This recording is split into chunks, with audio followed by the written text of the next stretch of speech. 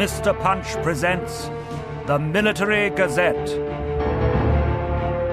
a foray into British military history in 2 parts, compiled by Sue Rodwell and directed by John Tuckey. Part 2, The Army.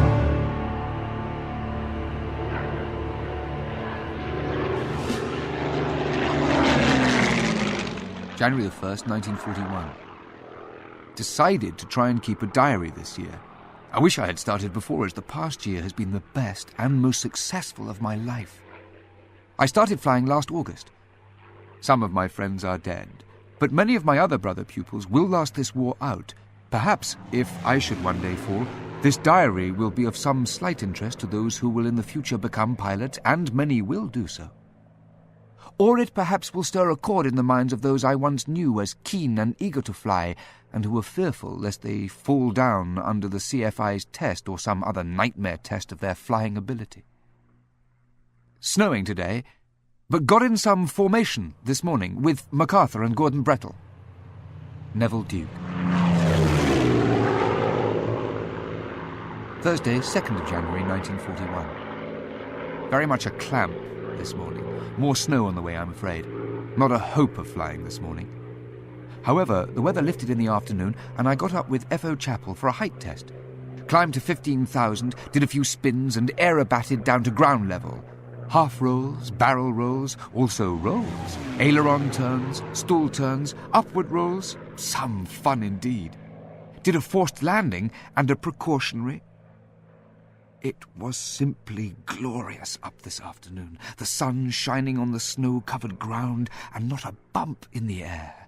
It's good to be alive and flying. Neville Duke.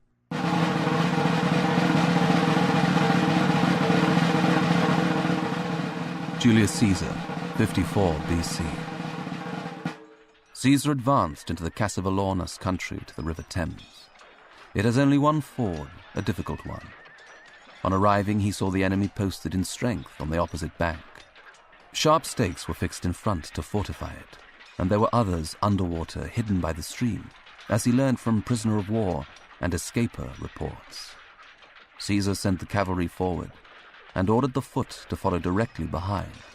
But the advance was so rapid and enthusiastic, although the water was up to the men's necks, that the enemy could not hold the legions, and their cavalry quitted the banks and turned tail.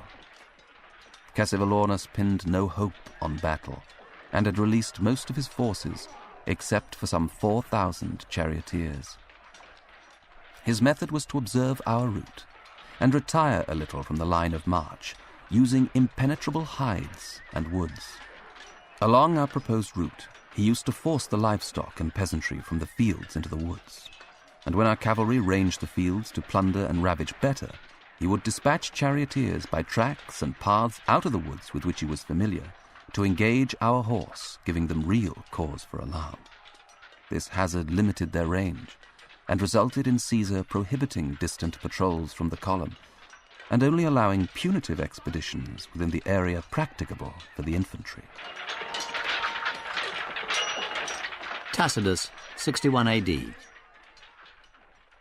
Prastigas, king of the Iceni, was remarkably rich, and he made the emperor co-heir with his 2 daughters in the hope that this would preserve his home and kingdom from wrong.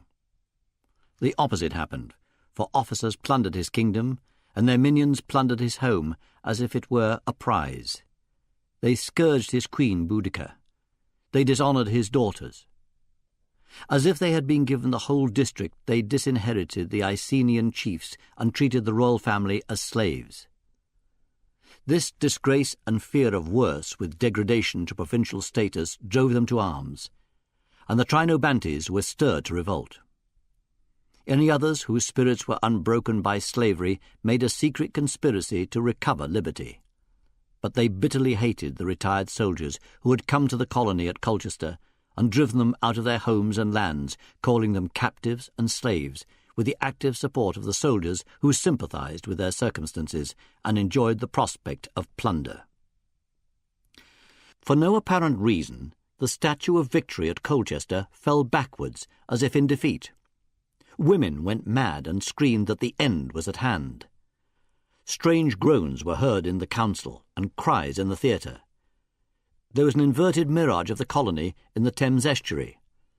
The tide flowed red like blood, and things like human corpses were left by the tide.